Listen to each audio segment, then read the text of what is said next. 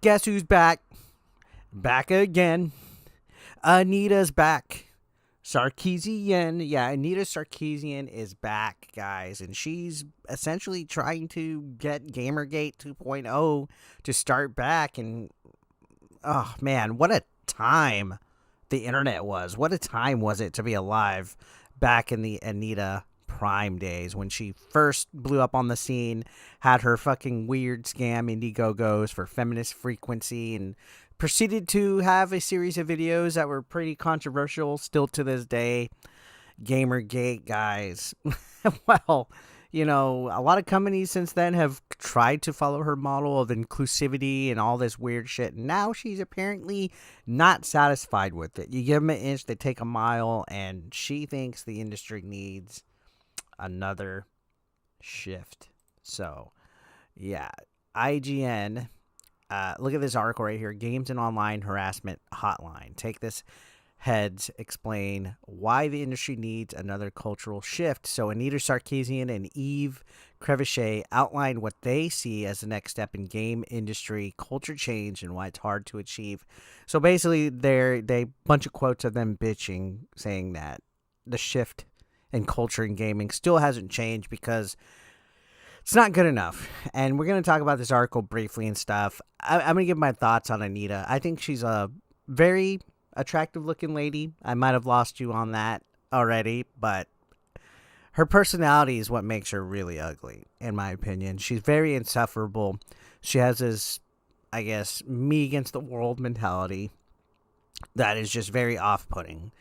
At the end of the day, though, I do think that she does have a somewhat level of intelligence. I just think that the execution's not there. On paper, maybe her battle's pretty admirable, but I do not fully support half of what she tries to put out there because I feel she embellishes a lot on the evidence that she had. Like some of her comments on Zelda and, like, you know, the damsel in distress trope and stuff like that. I feel she was a little insecure in a lot of it, and that's where I'm going to leave right now.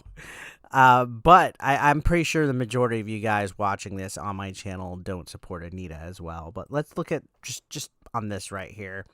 So this says, when she first began publishing her web series Tropes versus Women more than a decade ago, holy crap, a decade ago, the focus was on a lack of positive, authentic representation in media, especially with regard to women.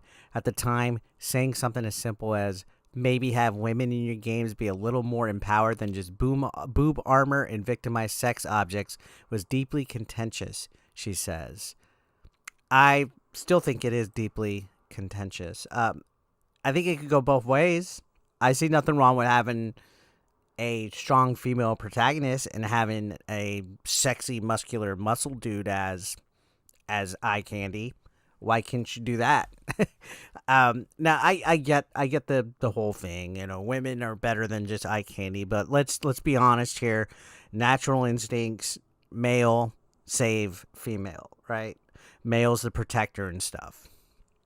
Again, on paper, I could see where she was going, but it was the attacks that she would place. It was the making herself a victim that was the most turn off aspect of it. It was the amount of SJWs coming against people in the industry that made this whole idea insufferable.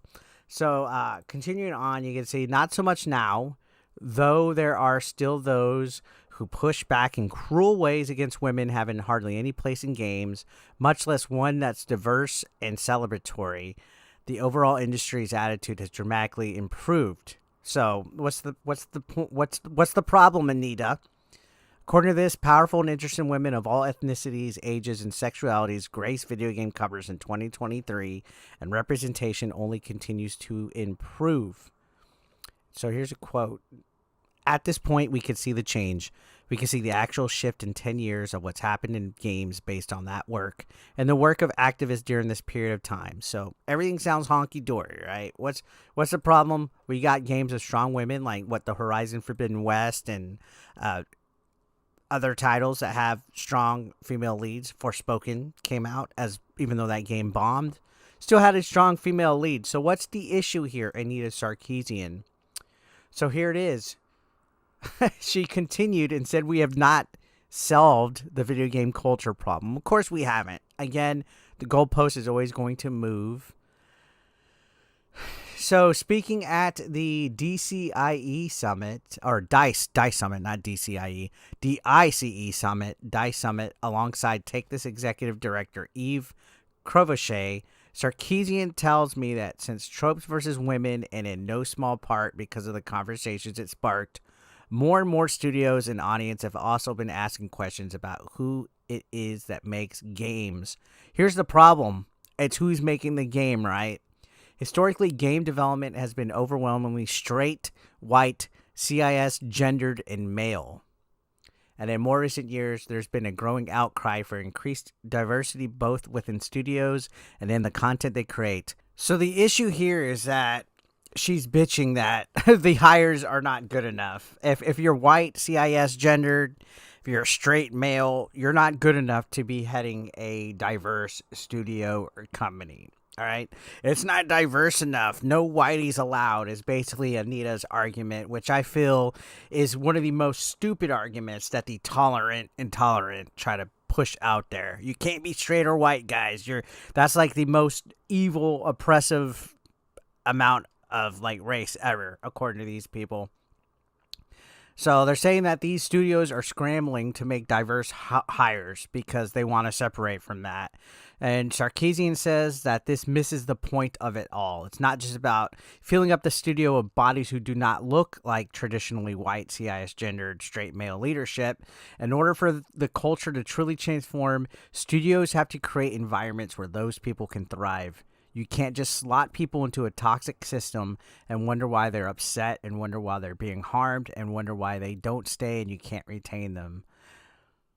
I don't think that's the problem. I don't think it's, let's slot people and they can't stay. I think it's because the whole idea of this inclusive bullshit and this diverse and having to fucking have identity politics pushed into it is why people are getting miserable when they work somewhere, right? If you think about it, they're not focused on telling great stories anymore, whether it's video games or movies or TV. They're not focused on telling great stories and making great characters anymore. They're focused on, okay, which check marks do we have? Do we have the gay character? Do we have the trans character? Do we have the bi character? Do we have the black character? Do we have the Latin guy? Do we have the Mexican guy? Do we have, this? Do we have that? Like, they're checking marks now. They're not focused on telling great stories and making entertainment for people, and I would be fucking miserable in that. And of course, you're in a environment that's just so snowflakey and gatekeepy and, guys, let's have our safe space. And you expect people to long-term want to be working in companies like that? Hell no. To the hell no, hell to the no. So yeah, this article is just kind of, she's still complaining a decade later. She's calling for more change. So essentially, she wants a Gamergate 2.0, and it's a really long read, but you could see the overall mood. They see a change in overall industry mood around work culture. Workers are growing increasingly frustrated, even angry with the way they are being treated industry-wide, they explain. They're angry about crunch and burnout, sexism and racism in the workplace, toxic work environments, and low pay.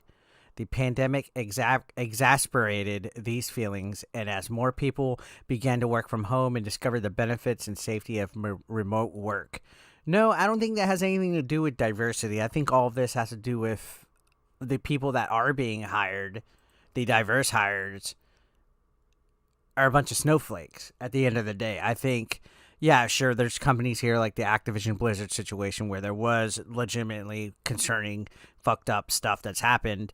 But the people that are bitching about lack of diversity being a reason why they don't enjoy their jobs, get the fuck out of here. Like for real, get out of here.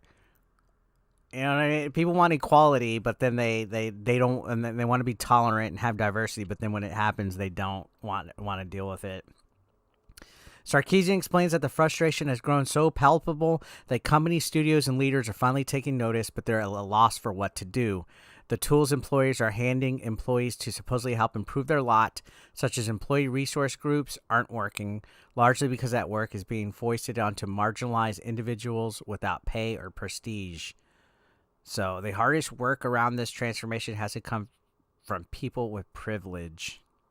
So they're saying that privileged people who are white, who are straight, who are CIS gender, and who don't understand currently are the ones who have to do the hard work of this transformation. She's basically blaming it on the white man, the colonizer, basically, so to speak, saying that it's the white man's fault, basically. So indirectly, she's calling for it. This article has a lot of fucking stupid quotes in here that are just... It is so fucking weird. You know, that to develop the muscle around acknowledging that you will make mistakes, this quote says, that you will royally screw up, that you will do harm inadvertently in the process of learning, and the structure around that in a corporate environment is there's no structure for it. It's very risky. So she's saying that these people basically aren't willing to have a culture change because they are privileged, because they're white and straight. And that they can't adapt to admitting their mistakes and stuff. So, yeah. Same old nonsense with Anita. Same old nonsense. I'm not even going to finish the article. It's Looney Tunes.